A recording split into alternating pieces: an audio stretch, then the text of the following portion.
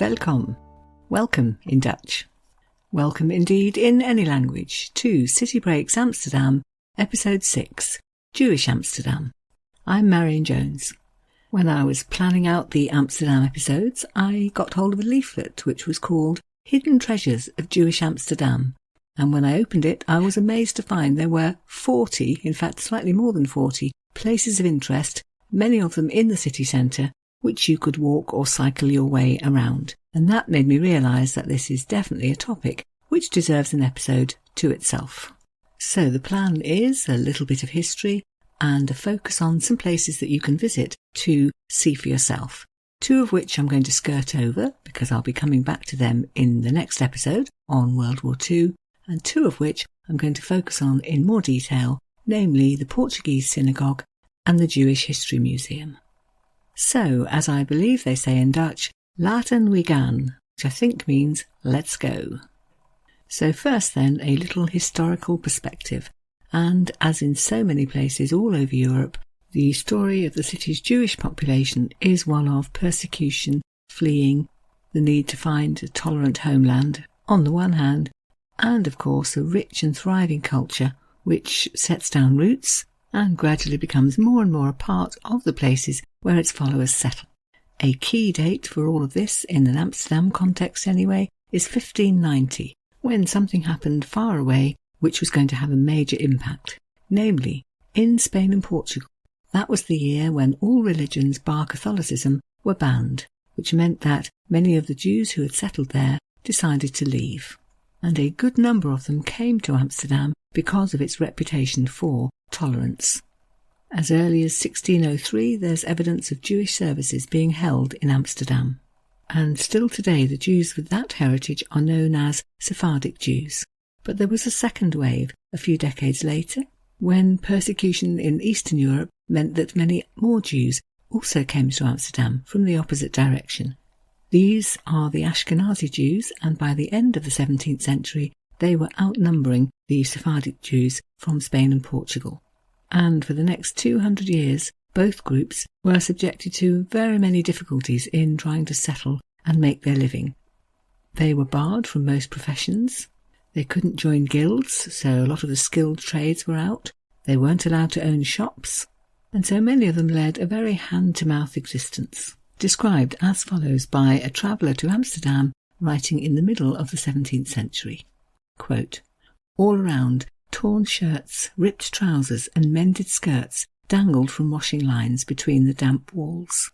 Merchandise was laid out in front of the house doors, fragments of furniture, parts of weapons, devotional objects, scraps of uniforms, the remains of tools and remnants of toys, old ironwork, broken earthenware, frills, rags, all sorts of things that do not have a name in any human tongue. The area seemed to be one large oriental market in which everything happened openly on the street. Women bake fish in small ovens, girls cradle small infants, men mill around in their old things." It is said that, for example, in 1799, more than half of the Jews living in Amsterdam were reduced to begging to make a living. Major improvements began to happen at the end of the 18th century. So, following the French Revolution, when the Act of Civil Equality was passed, and finally professions were open to Jews. All through the 19th century then, many of them became better off, founded businesses, and in some cases became really rather wealthy. But then, in the 20th century, the story of horror and persecution and murder. I'm going to do a separate episode on World War II in Amsterdam, but just a couple of factors to mention here. From 1933, the date when Hitler came to power in Germany, the exodus of Jews from Germany began, and in fact quite a number of them fled to the Netherlands, one of the most famous families being of course Anne Frank's family. And so for a while the population increased, but then from 1940, when the Nazis occupied the Netherlands, they were really no safer there than they had been in Germany. At the start of the war, 10% of the Amsterdam population were Jewish, and difficulties began more or less immediately for all of them. From October 1940, for example, Dutch civil servants had to sign a declaration of Aryan descent, so a piece of paper saying that no, they had no Jewish blood. Jews also had to register separately, and from 1942, May that year, they were forced to wear the yellow star. Jewish businesses were requisitioned, and then the roundups began, which were to mean that eventually 107,000 Jews from the Netherlands were deported to the concentration camps. And post-war Amsterdam had very few Jews left at all. Some did return gradually. Today I think there are about 20,000 Jews living in Amsterdam.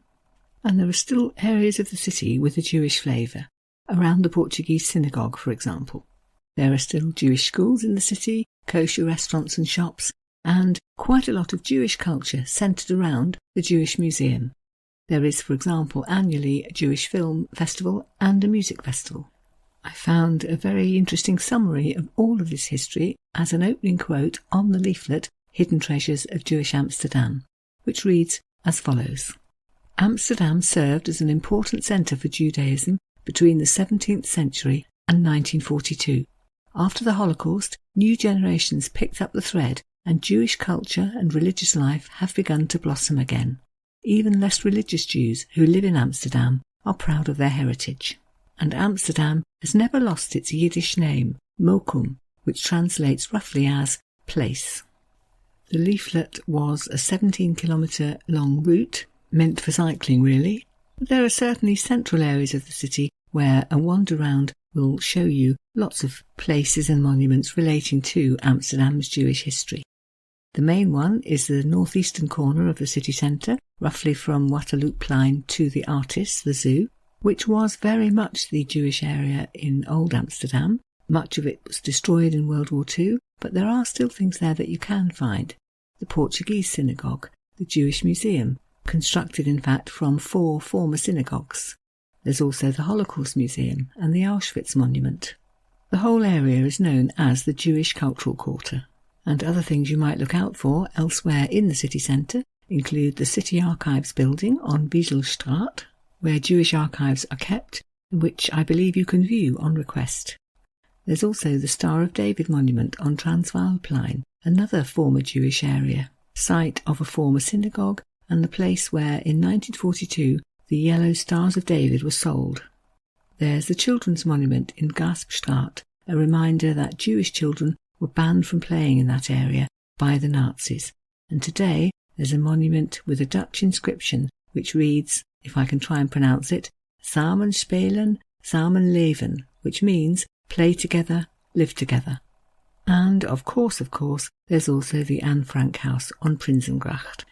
I'm going to run through 4 places in the Jewish Cultural Quarter, 2 of them rather quickly because I'm coming back to them in the next episode on World War II, and 2 of them in much more detail. So the ones to mention briefly are the National Holocaust Museum, whose website states, quote, "We opened in March 2024. It is the first and indeed only museum to tell the entire story of the persecution of the Jews in the Netherlands, a history of segregation, persecution and murder, yet also of rescue, survival and solidarity. Here, visitors will learn about how it was possible for the Holocaust to happen, who the victims were and the perpetrators, and how we can make sure that this never happens again." And secondly, and quite close by, the Hollandsche Schouwburg, which I think means Dutch theatre. It was indeed a popular theatre in the pre-war period. It was quite close to the Jewish neighbourhood, so it had lots of Jewish patrons. And during World War II, it was taken over by the Nazis who were occupying the city and used as a place to gather together Jews whom they'd rounded up and who were made to wait here until decisions were made about their fate. It's said that from this very building, tens of thousands of Amsterdam Jews were deported to the concentration camps. And after the war, in 1962, it was repurposed as a memorial site. I'll be coming back to both those places and the history behind them in the next episode, but for now I'd like to concentrate more on the other 2 places, which are very much where you can learn all about Jewish faith and culture. Firstly then, the Portuguese Synagogue, so called, of course, in reference to all those Jews who arrived from Spain and Portugal in the very early 17th century and made their home here in Amsterdam. It's still a house of prayer for the Jewish Portuguese community in Amsterdam, but you can visit it. It's closed on Saturdays, it's closed on other Jewish holidays, but otherwise open to and welcoming of visitors. And I suggest you definitely put it on your itinerary because it is a wonderful building. Begun in 1665, a real centre for the Jews of Amsterdam, and in fact, at the time when it was completed, the largest synagogue anywhere in the world. There have been a few minor restorations, but on the whole it looks pretty much inside as it did when it was built over 340 years ago.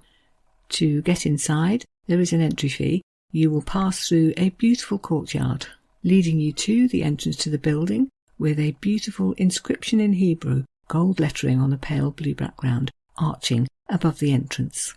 The wording, so I've been told, refers to Psalm 5 verse 8, which in English reads, "In the abundance of thy loving kindness will I come into thy house."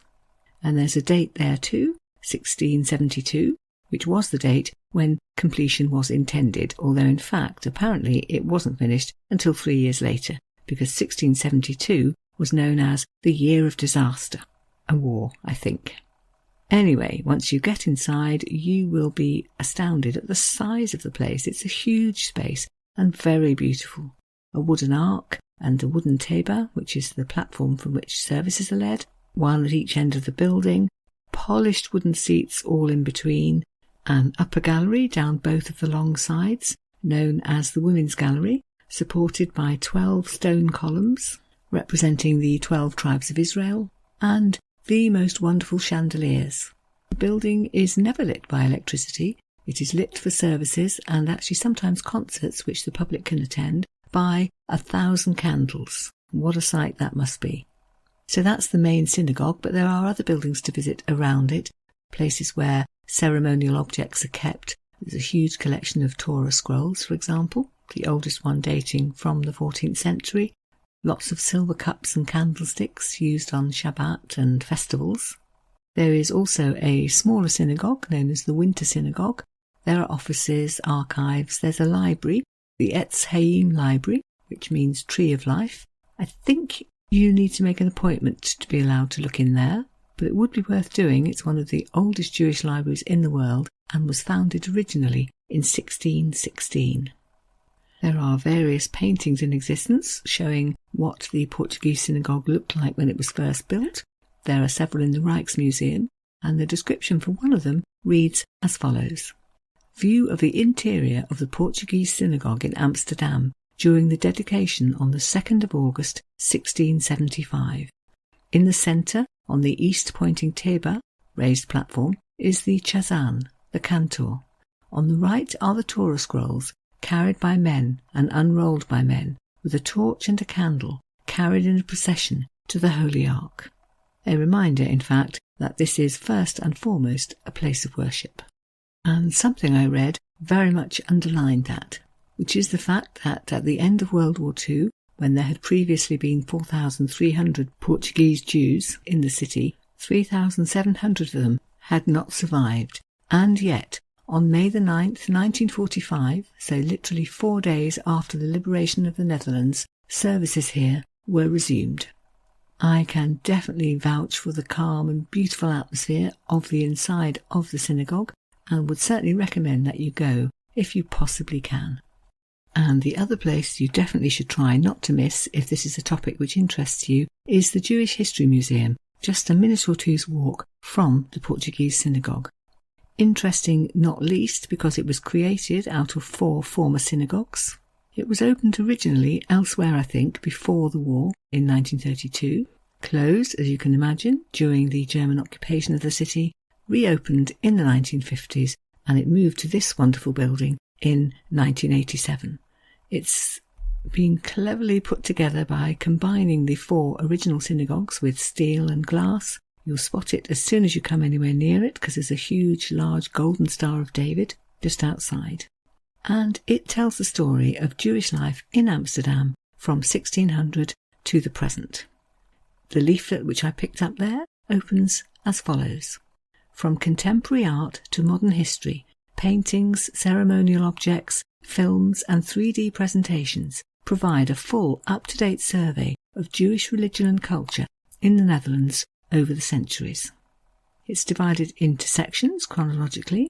There's one from 1600 to 1900, where you will learn things like why the Sephardi and Ashkenazi Jews came to Amsterdam, how their synagogues were built, how, quote, by the 18th century Amsterdam had developed into the biggest and most important Jewish city in the world, how it was a centre of Hebrew and Yiddish printing, all about the laws which prevented Jews from working in the first centuries that they were there, about the right to enter professions which was finally extended to them in 1796, and about the growth of their businesses all throughout the 19th century, when they opened shops and sewing and tailor workshops, some of which developed into factories. Lots of them entered the diamond trade. So they were very much contributing to the prosperity of the city, and also at the same time gradually integrating further into Dutch society, because now they were working alongside fellow Amsterdammers, and gradually more and more began to speak Dutch rather than Yiddish, and become a much more integral part of the fabric of the city. In this first section you can see lots of paintings of the synagogues when they first opened, alongside Jewish religious objects, prayer shawls, a silver casket used at circumcision in 1681, lots of menorahs, paintings with titles like The Feast of Tabernacles in a Foreign Land and Jewish Young Woman. And then in the later section from 1900 to the present, you learn about the lives of the 60,000 Jews who were living mainly around the Waterloop line, so quite close to the museum, in those days, how quite a number of them were now wealthy doctors, lawyers, diamond merchants, how several families ran 4 of the biggest department stores in Amsterdam, including the Bijenhof, which is still central to Dam Square today. And then there is, after that, also a detailed and moving section about World War II. Again, I'll be coming back to that next time. So in this section you can see lots of film footage, so customers in and out of some of those big Jewish department stores, for example, and lots more paintings, Jewish wedding, interior of the Ashkenazi Great Synagogue, Jewish pickle cellar, photographs, for example, of the Jewish soup kitchen in 1944, realia, for example, a postcard thrown out of the train to Auschwitz. It's an extremely comprehensive exhibition, lots and lots of detail, somewhere where you could spend all morning or all afternoon for sure, or alternatively you might decide to focus just on one time period, or maybe go through the whole thing and just pick out the things you want to look at. But again, I do think a visit is really to be recommended. I came across an extract from a book called The Devil's Playground by Stav Sherez, in which the main character is described visiting this museum. He has a Jewish heritage himself, but he's not a practicing Jew, and the description of how he feels on the way round is really quite revealing. Here's an extract. Quote, "He walked by the Torahs and scriptures as if they were alien relics, the strange backward language and tradition into which he had been only partly initiated. 19th century Passover tables, neat, exact, and somehow sad, ensconced in their glass cages. The sun slanting in from above, illuminating great, huge, frazzled Bibles, mysterious marks etched into parchment. He slowly and painstakingly read every piece of printed literature tacked up to explain the exhibits. He stared at the black-ribbed shofars like artifacts from an alien civilization, the gold menorahs, elegant and out of time." And then a little further on in the same chapter, there is a description of how he felt when he approached the section on the 1940s.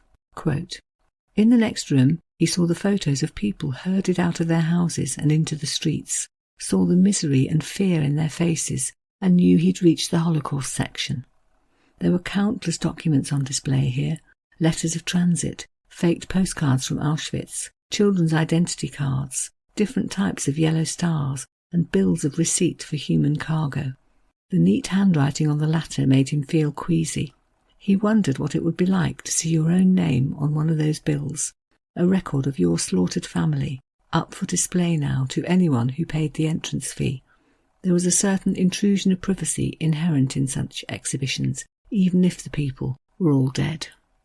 Something then to ponder perhaps as you look round the exhibition yourself. And a reminder that for all the things on display representing Jewish culture and tradition, that one overbearing story is always, and rightly so, going to dominate. I think that's why I wanted to do a separate episode on Jewish culture, in fact, to let it speak for itself in some way before we get on to the horrors of Nazi-occupied Amsterdam in the next episode. So I'm going to call the next episode World War II in Amsterdam, and there certainly will be a section on the Holocaust and some material about visiting Anne Frank's house. But there'll also be quite a large section which I prepared after a visit to the Dutch Museum of Resistance, which actually, if I may say so, is not terribly well named because it deals with World War II in general in the Netherlands and Amsterdam particularly. So a place where you can learn all about the history, about the living conditions in the city during that period, the 5 years from May 1940 to May 1945, when Amsterdam was under German occupation, and when you can begin to unravel the reactions of ordinary people. Some collaborated with the Germans, others led or participated in resistance. Many more just struggled through trying to live in times of rationing and fuel shortages and fear. So that's the plan for next time round. Meanwhile, it's time to leave today's topic, Jewish Amsterdam, perhaps with a reminder that there will be on the website a blog post summarising everything I've said with some pictures, giving links to all the places I've mentioned, so you can plan your own visits. All, I hope, useful stuff. So do pop along and have a look if you have a moment. www.citybreakspodcast.co.uk, and then of course you need to choose the Amsterdam section, unless you want to go browsing through Munich and Paris and Berlin, or Florence or Edinburgh or any one of the cities which are there. If you felt moved to leave a positive comment, that would be great. Or indeed to email me and let me know what you think about the podcasts or the website or what we could be doing next or differently. Anyway, for the moment though, it's time for me to dust off my phrasebook once again and have a go at saying thank you very much in Dutch, hartelijk dank, and to wish you goodbye again in Dutch, tot ziens.